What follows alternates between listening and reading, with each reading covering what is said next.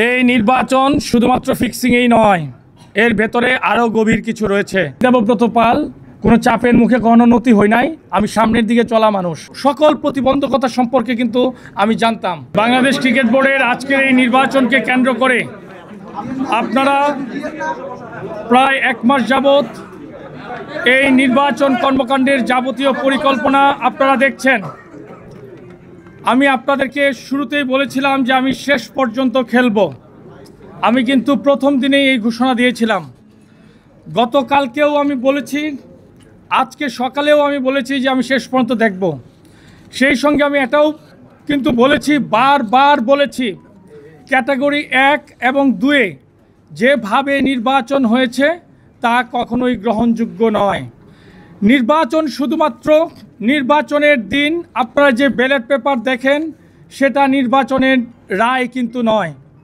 Category 3-এ যদি আপনি দেখেন, ক্যাটাগরি 3-এ সাবেক 15 জন ক্রিকেটার থাকেন, 5 জন এনএসসির ভোটাররা থাকেন, বিশ্ববিদ্যালয়ের 9 জন থাকেন, শিক্ষা বোর্ডের 8 জন থাকেন, বাকিরা বিভিন্ন সার্ভিসের সংস্থার, সব মিলিয়ে 45 জন।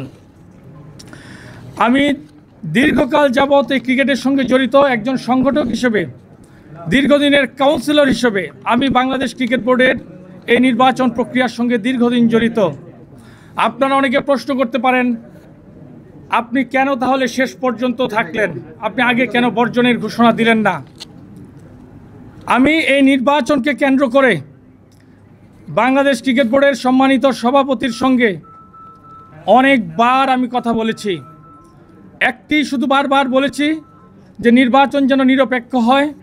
যেহেতু আপনি কাউন্সিলর ক্রিকেট বোর্ড নির্বাচন করেন এবং বোর্ড সভাপতি নিজে 5 জন অধিনায়ক নির্বাচন করেন, আমি তার নৈর্ব্যক্তিক অবস্থান সবসময় চেয়েছিলাম। আপনি যদি কাউন্সিলরদের দিকে তাকান, কাউন্সিলরগুলো এদের অনেকেই বাংলাদেশ ক্রিকেট বোর্ডের চুক্তিবদ্ধ হিসেবে চাকুরিরত আছেন। তারপরও আমি কিছু বলিনি। পরবর্তীতে শিক্ষা বোর্ডগুলো যদি দেখেন, সব কিছু মিলিয়েই কিন্তু গত প্রায় 2 মাস যাবৎ আমার নির্বাচনের অত্যন্ত প্রিপারেশন ছিল। নির্বাচনের ফলাফল সম্পর্কেও আমি জানতাম, কিন্তু নিচে নামতে নামতে এত তলানিতে পৌঁছাবে এটা একজন সংগঠক হিসেবে, একজন সাবেক ক্রিকেটার হিসেবে এটা আমি কখনোই অনুভব করতে পারিনি। আজকে যে নির্বাচনের ফলাফল হয়েছে সেটা সম্পূর্ণ প্রভাবিত। আপনারা জানেন, ইতিমধ্যেই তারা প্রায় 23টা, 24টা, 25টার মধ্যে পেয়ে গিয়েছে একটি প্যানেল, যারা এই সরকারের সঙ্গে ঘনিষ্ঠভাবে যুক্ত। আজকে আমি শেষ পর্যন্ত বলেছি যে আমি শেষ পর্যন্ত থাকব।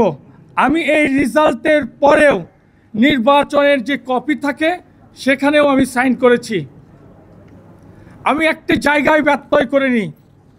শুধুমাত্র নির্বাচনী প্রভাবই নয়, আবারও দেখেন, আপনাদেরকে একটি জানাই, নির্বাচন কমিশন কতটুকু প্রভাবিত। যখন প্রথম ব্যালটটি কাউন্ট হয় সেখানে টিক চিহ্ন দেওয়ার প্রবিধান রয়েছে। সকল ক্লাবের এজেন্টরা উপস্থিত ছিলেন। প্রথম ব্যালটটিতেই টিক চিহ্ন দেয়া, এর নিচে সাইন করা, বড় করে সাইন করা। আমি বলেছি শুধুমাত্র টিক চিহ্ন দেওয়ার প্রবিধান হয়েছে, যেহেতু এটা সাইন করা, এই ব্যালট বাদ দিতে হবে। এটা কিন্তু আপনারা সবাই জানেন। প্রথমে নির্বাচন কমিশন বললেন যে না, এটা বৈধ। আমি যখন আপত্তি করলাম,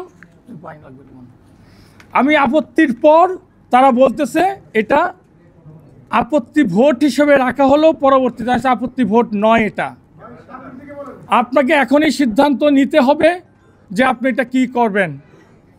পরবর্তীতে প্রধান নির্বাচন কমিশনার তিনি রায় দিলেন, ওই সাইন যুক্ত ভোট বৈধ। ফার্স্ট ব্যালটটি আমার অভিজ্ঞতায় আমি কোনোদিন শুনিনি, আপনারা শুনেছেন কিনা তাও আমাকে জানাবেন। আমি তখন বলি, আমি কিন্তু সারা দিন ছিলাম, আমি আপনাদের এই সিদ্ধান্ত মানলাম না, আপনারা আপনাদের মতো ভোট গণনা করেন। আমি যখন চলে আসছি তখন আরেকবার বলে না, এই ভোট আমরা বাদ দিয়ে দিলাম। এই হচ্ছে নির্বাচন কমিশনের বর্তমান অবস্থান। ভোটের ব্যাপারে আরও বলতে চাই, আপনারা যদি দেখেন আজকে শিক্ষা বোর্ডের যারা প্রতিনিধি ছিলেন তাদের মন্ত্রণালয়ে তারা বলছে তাদের নির্ধারিত সভা ছিল, তারা 3টার সময় এসেছেন। এর মাঝেই আমার কাছে ব্যক্তিগতভাবে যেই মেসেজ আমি পেয়েছি সেটা কিন্তু প্রভাবিত হওয়ার মতো। তাদেরকে সকল জায়গা থেকে যে ভোটগুলো আছে সম্পূর্ণভাবে প্রভাবিত করা হয়েছে। আজকে শুধুমাত্র প্রায় বলতে গেলে ক্যাটাগরি 3-এরই একটি পদে নির্বাচন ছিল, 24টা রেজাল্ট কিন্তু প্রায় পূর্ব নির্ধারিতই ছিল। এই একটি আসনেও তারা 5 তারকা হোটেলের বৈধতা দেখিয়েছে, চাকচিক্য দেখিয়েছে। নির্বাচনের ক্ষেত্রে তারা সম্পূর্ণ প্রভাবিত করেছে। আমি বারবার বলছি, আমি সাবেক ক্রিকেটার, আমি দীর্ঘদিনের সংগঠক, আমার লিস্টে কোনোদিন কোনো প্রকার অসততা নাই। আমি আপনাদের সামনে দাঁড়িয়ে বলতে পারি আজকে যেটা করা হয়েছে এটা সম্পূর্ণ প্রভাবিত একটি নির্বাচন, যা শুধুমাত্র বাংলাদেশ ক্রিকেটকেই তলানিতে নেওয়ার ইঙ্গিত বহন করে না। বাংলাদেশের ক্রিকেট বোর্ডের মতো একটি প্রতিষ্ঠানে যদি এ ধরনের নির্বাচন হয়, প্রভাবিত নির্বাচন হয়, আমি মনে করি এটা আগামীর গণতন্ত্রের জন্যে অশনি সংকেত। আমাদের প্রতিটি প্রতিষ্ঠান, রাজনৈতিক দলগুলো যদি এটা অনুভব করতে পারে তাহলেই কিন্তু গণতন্ত্রের সঠিক পথে বাংলাদেশ থাকবে। আপনাদের কাছে অনুরোধ করছি, বাংলাদেশ ক্রিকেট বোর্ড যেই জায়গায় পৌঁছেছে, যাদের হাতে বাংলাদেশ ক্রিকেট বোর্ডের দায়িত্ব যাচ্ছে, তারা আপনারা সহজেই অনুধাবন করতে পারবেন বাংলাদেশ ক্রিকেটের অবস্থান কোথায়। তারা সব কিছু নিশ্চিহ্ন করে দিতে চাচ্ছে, তারা কাউকে বিরোধী মতের কাউকেই তারা রাখতে চাচ্ছে না। আজকের এই নির্বাচন এতেই প্রতীয়মান হয়। আপনারা দেখেন সাবেক ক্রিকেটার কারা এসেছে, সাবেক ক্রিকেটার কারা এসেছে। আমাদের একজন ক্রিকেটার কিন্তু একটা ফিক্সিংয়ের কথা বলেছিলেন, নির্বাচন ফিক্সিং। আমি দৃঢ়ভাবে বলতে চাই, এই নির্বাচন শুধুমাত্র ফিক্সিংয়েই নয়, এর ভেতরে আরও গভীর কিছু রয়েছে। আপনারা এটার অনুসন্ধান করাটা অত্যন্ত প্রয়োজন। আপনি যদি দেখেন ক্রিকেটার হিসেবে কারা এসেছে, আমরা চাই 15 জন কাউন্সিলর কারা হবে, দেশ বরেণ্য ক্রিকেটার। যারা কাউন্সিলর হয়েছেন তারা অবশ্যই জাতীয় দলের খেলোয়াড়, তাদের প্রতি অবশ্যই সম্মান রয়েছেন। কিন্তু ক্রিকেট বোর্ডের যারা চাকুরিরত থাকেন, এই কাউন্সিলের সাধারণ সদস্যরা কিন্তু সাধারণ পরিষদে তারাই কিন্তু বাজেট সহ সকল পরিকল্পনা পাশ করবেন। বিসিবির এমপ্লয়ি হয়ে আপনি সেই পরিকল্পনা পাশ করছেন, যাদের নামে আইসিসি থেকেও বিভিন্ন সময় বিভিন্ন ধরনের অভিযোগ এসেছে, তাদেরকেও কাউন্সিলর করা হয়েছে। আমি কিন্তু একটি বার কোনো ক্রিকেটার সম্পর্কে কিছু বলিনি। আজকে বাংলাদেশ ক্রিকেটের সার্বিক, আমরা যদি একটা নারী ক্রিকেটারও দেখবেন না যে জাতীয় দলের মধ্যে আছে। ক্রিকেট বোর্ডের কনস্টিটিউশন জাতীয় প্রথম শ্রেণীর ক্রিকেটার, একটা প্রথম শ্রেণীর ক্রিকেটারও নাই।